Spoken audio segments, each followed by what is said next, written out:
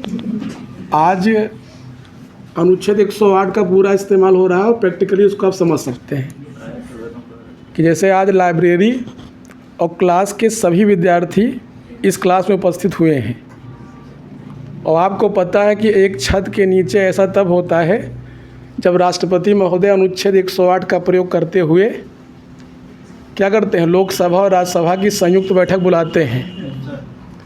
तो आज क्लास के बच्चे भी सामने बैठे हैं और लाइब्रेरी के बच्चे भी आ गए हैं। तो आर्टिकल 108 का इस्तेमाल करते हुए आप लोगों की संयुक्त बैठक बुलाई गई है और इस बैठक को बुलाने के पीछे उद्देश्य है कि आप लोगों को एक ऐसे छात्र से परिचय कराया जाएगा जो उस क्षेत्र से आते हैं जहां से हम आए हैं। वो अंतिम रूप से चयनित हो चुके हैं, इंडियन आर्मी में आपके बीच में उपस्थित हैं। हम चाहते हैं कि उनके लिए आप जोरदार ताली बजाएं। मिस्टर दिव्यांशु पांडे आओ, ठीक है, हाँ उधर से आ जाओ, ठीक है। तो भैया ये वो क्षेत्र से आते हैं जहाँ पर कंपटीशन का माहौल नहीं है, दूर दूर तक कोचिंग संस्थान नहीं है वहाँ पे। और ये आज जब फाइनली सेलेक्ट हो गए हैं परसों से, आओ, अरे उसको लगे हैं अभी, चलो ठीक है, आओ बैठो, ठीक है। तो भैया इनका नाम है दिव्यांशु पांडे, आप लोग इनसे परिचित हैं? बोलो भाई। yes, sir। परिचित है ना? yes, sir। इनका चयन इंडियन आर्मी में जीडी पद पर हुआ है और मुझे याद है कि ये 10 जून 2024 को ये हमारे पास आए थे। कब आए थे? 10 जून 2024 को आए थे ये। और 19 दिसंबर 2025 को एक फ़ोन आता है इनकी ओर से, जो अक्सर फ़ोन तो आते रहता है लेकिन वो फ़ोन ऐसा था जिस फ़ोन ने हमको खुश कर दिया। जिस उद्देश्य के लिए यहाँ आए थे वो उद्देश्य में सफल हुए। इनका इंडियन आर्मी में अंतिम रूप से चयन हो गया है। लगभग अगर जोड़ा जाए तो 18 महीने का समय होता है। ये हमारे यहीं हॉस्टल में ही रहे, पीछे रहते थे, लाइब्रेरी में पढ़ते थे और आपके बीच में क्लास में भी कोचिंग करते थे। तो कुल मिलाकर के इनका 24 घंटे इसी परमहंस कैंपस में रहना होता था। और लगभग एक प्रैक्टिकल हम आपको बता रहे हैं कि ये हमारा अनुभव है कि इतने कम समय में नौकरी पाने वाले इस संस्थान से ये पहले विद्यार्थी हैं। बल्कि बीच में 1 महीने के लिए हमसे दूर भी हुए थे, इनको फीवर आ गया था, प्रॉब्लम भी हुई थी और ये लगभग 1 महीने नहीं आए, सब बीमार में थे इसकी वजह से। और अगर इनके साप्ताहिक वो छोड़ दिए जाएँ जो गैपिंग थी इनकी, तो नियर अबाउट ये हमारी संस्थान में 1.5 साल में बहुत ज़्यादा से ज़्यादा 15 या 16 महीने रहे होंगे।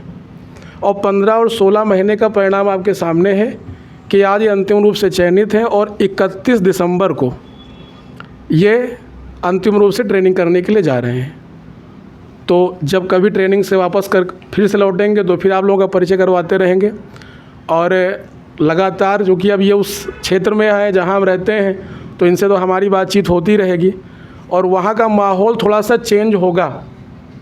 ये बात कौन सी नौकरी पाए, जीडी की पाए, आर्मी में गए, उसकी बात नहीं है। ये बात उस सफलता की है जिसको देख करके अन्य इनके जो सहपाठी हैं या जो इनके बाद के लोग आ रहे हैं उनके लिए एक नज़ीर बन जाएगी और वो इनसे प्रभावित होकर के, इंस्पायर होकर के आगे बढ़ेंगे, उस क्षेत्र का नाम होगा। और मिडिल क्लास फैमिली के लिए सरकारी नौकरी एक जीविका चलाने का साधन नहीं है। आज के समय में हर व्यक्ति इतना स्किल है, कुशल है कि वो कोई भी काम करके अपनी जीविका को चला सकता है। लेकिन फिर भी आप लोग इतना संघर्ष करते हैं। हम देखते हैं कि लाइब्रेरी में सुबह से लेकर के शाम तक बैठ करके पढ़ते रहते हैं। घर की भी चिंताएं रहती हैं, इन सभी समस्याओं को लेते हुए पढ़ाई करना है और आगे निकलना है। क्योंकि कहीं ना कहीं दिमाग में एक बात रहती है कि एक दिन PDF में नाम आएगा हमारा और पूरी समस्याओं का समाधान वहीं से हो जाएगा। और वो एक बहुत बेहतरीन पल होता है। कंपटीशन में आप ये नहीं कह सकते हैं कि हम 100% पे हैं, कि हम 95% पे हैं, कि हम 80% पे हैं। यहाँ बैठा हर एक छात्र अपने आप में 0% है अभी, लेकिन कल कोई रिज़ल्ट आता है और PDF में जैसे ही नाम आएगा वैसे 0 से आप डायरेक्ट 100% पे होंगे और कोई परसेंट नहीं चलता यहाँ पर। तो कंपटीशन में केवल 2 ही परसेंट चलते हैं, एक 0% और एक 100%। सरकारी नौकरी मिडिल क्लास फैमिली के लिए एक जीविका चलाने का साधन नहीं, बल्कि ये आत्मसम्मान होता है और ये सेल्फ रिस्पेक्ट का मामला होता है। तभी लोग अपनी पूरी जवानी, जो लोग ऐसे से घूम रहे हैं, मौज कर रहे हैं, और आप लोग क्या कर रहे हैं, किताबों में भिड़े पड़े हैं। तो विश्वास खुद पे रखना चाहिए और प्रयास करना चाहिए कि पढ़ने का मतलब ये नहीं हुआ खाली पढ़े जा रहे हैं। पढ़ने का मतलब है कि आप एनालिसिस करिए, मूल्यांकन करिए कि आज हम इस तारीख में, इस डेट में, आज इस दिन हम आए, इतने समय आए, हमने अपना कितना टाइम वेस्ट किया। अपनी दैनंदिनी बनाइए, एक डायरी, उसमें लिखिए इस बात को कि वो कौन कौन से ऐसे बिंदु हैं, कहाँ हम मोबाइल में चले जाते हैं, हम क्या करते हैं जहाँ पे टाइम वेस्ट होता है। हम चाय पीने निकल जाते हैं तो 2-2 घंटे चाय पी रहे हैं, हम लंच करने निकल गए तो 2 घंटे लंच ही कर रहे हैं। तो इन सब बातों पर ध्यान करना चाहिए और इनसे अवॉइड करना चाहिए। तैयारी का मतलब है कि जब वेस्ट ऑफ टाइम आपका कम होने लगे, हमने कहीं आपको बता रहा हूँ कि जब आपको ये लगने लगे कि हमारा समय अब जो वेस्ट हो रहा था वो कम हो गया है और मैक्सिमम चीज़ें हम सीख रहे हैं, पढ़ नहीं रहे हैं। आप वीडियो देखे जा रहे हो, पढ़े जा रहे हो, लेकिन याद कितना हो रहा है? जब परीक्षा हाल में बैठे तो कुछ आ ही नहीं रहा है। तो वो पढ़ाई कोई पढ़ाई नहीं है। पढ़ाई का मतलब आपने लर्न कितना किया, सीखा कितना। और जब इस भावना से आप पढ़ते हो तो आप अच्छा कर पाते हैं। जब इनका लिस्ट पहली में नाम नहीं आया तो थोड़ा सा मायूस हुए थे, लेकिन उसके बाद इन्होंने अपने आप को संभाल के फिर पढ़ा। अब भाई क्या पता आगे क्या होना है। सेकंड लिस्ट में अपना नाम आ गया और फाइनली सेलेक्ट हो गए और आप सेलेक्ट होकर के आपके सामने खड़े हैं। तो हमारी संस्था और हम स्वयं इनको यहाँ से शुभकामनाएं प्रेषित करते हैं कि ये और आगे बढ़ें, इस संस्थान का नाम करें और ऊंचाइयों को छुएं, है ना। क्योंकि अब इनकी नौकरी में आगे क्या होगा, 4 साल बाद ये बाहर आएंगे कि आगे प्रमोट होकर के फिर आगे बढ़ेंगे, वो तो उस समय की परिस्थितियों पे होगा। लेकिन हम इनको इस अवसर पर यही शिक्षा देंगे कि विनम्र रहे, विद्या ददाति विनयम। ये हमको विनय सिखाती है, शील, क्षमा, दया की भावना के साथ, और अपने ऊपर विश्वास रखते हुए आगे बढ़ना चाहिए। तो हम चाहते हैं कि आप लोग इनकी इस सफलता पर एक बार जोरदार ताली बजा दीजिए।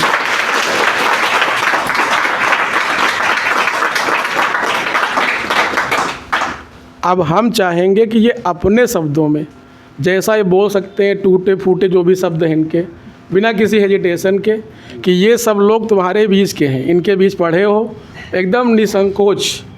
तुमको कैसा लग रहा है, हमारा व्यक्तिगत योगदान कितना रहा, हम तुम्हारे ऊपर कितना ध्यान देते थे, तुम्हारा एग्ज़ाम लगा हुआ था तो हमारी तुम्हारी कैसी बातें होती थी, शायद याद हो तो कुछ वो सब बातें शेयर करो इन लोगों से।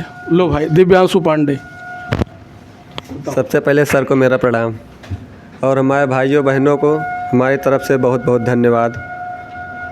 10 जून 2024 को हम यहाँ परमहंस संस्थान आए थे और जब पहली बार हम यहीं आए हैं सब, और हम कहीं कोचिंग नहीं गए।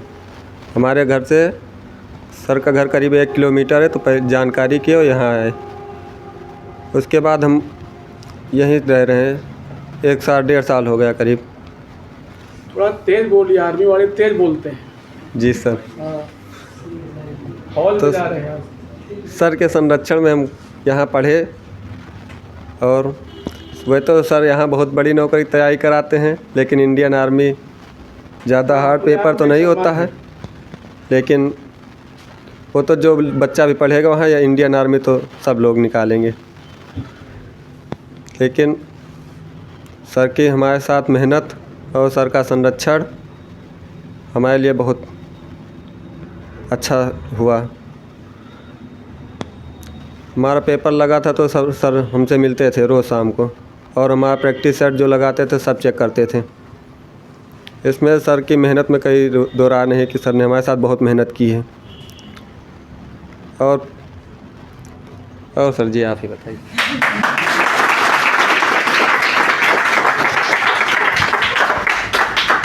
देखिए कि यहाँ पे खड़े होना भी अपने आप में एक बहुत बड़ा टास्क होता है, इसलिए हम तो चाहते हैं कि जैसे आज ये बोल पा रहे हैं तो आगे से एक क्लास और होगी, हम सप्ताह में हर बच्चे को एक दिन यहाँ बुलाएंगे ताकि सफलता पाने के बाद वो एकदम निर्भीक और निडर भावना से बोले।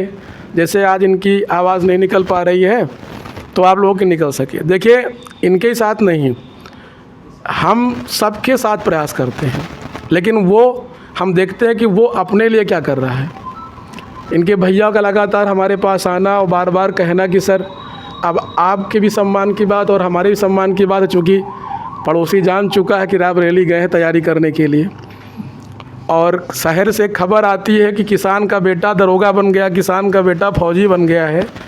ये खबर बहुत बढ़िया खबर होती है, क्योंकि पड़ोसी इंतज़ार कर रहा होता है कि वो कब अपना किताब कापी ले करके वो बोरिया बिस्तर लौट के घर आएंगे, और लोग कहने के लिए इंतज़ार में रहते हैं कि लो नौकरी पा कर के आ गए। लेकिन पड़ोसी का वो सपना साकार नहीं हो पाया। दिव्यांशु पांडे फौजी बन गए। हमारे मुख से कई बार निकला इनके लिए कि तुमको वर्दी पहन करके ही घर जाना है। अब इनके साथ एक दो दोस्त और अभी आए, लेकिन वो आए और गए, नहीं रुक पाए, लेकिन ये रुके और अंततः इनको प्रतिफल प्राप्त हुआ। हम चाहेंगे कि आगे भी ये ऐसे मेहनत करें, और जैसे इन्होंने बताया कि हम तो बड़े एग्ज़ाम की तैयारी करवाते हैं, है ना। बड़े एग्ज़ाम का मतलब इवन अगर आप हमारा कहना माने और अब सही मेहनत करें तो PCS भी बड़ी बात नहीं है। परमहंस संस्थान ने ऑल इंडिया रैंक 1 एयरफोर्स में दिया, इसी कोचिंग से बच्चे गए, SI भी बने। लेकिन अब अगली जो हमारी चाहत है कि लोक सेवा आयोग यानी PCS की परीक्षा निकाल करके भी संस्थान का बच्चे नाम करें। हर एक सेक्टर में बच्चे गए हैं, एयरफोर्स से लेकर के नेवी तक, और लगभग हर क्षेत्र में। अभी लोक सेवा आयोग में हम लोगों ने बड़ा चयन नहीं दिया PCS में, जिसके लिए लगातार प्रयासरत हैं, और ये उम्मीद है कि आगे ऐसा भी एक समय आएगा कि जिसको हमने पढ़ाया हो और वो अंतिम रूप से लोक सेवा आयोग में चयनित हो और उसका हम परिचय यहाँ बुला के कराएँ।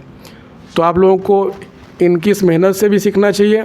हम व्यक्तिगत रूप से बहुत सारे बच्चे से SI की टेस्ट सीरीज चल रही है तो मूल्यांकन हो रहा है।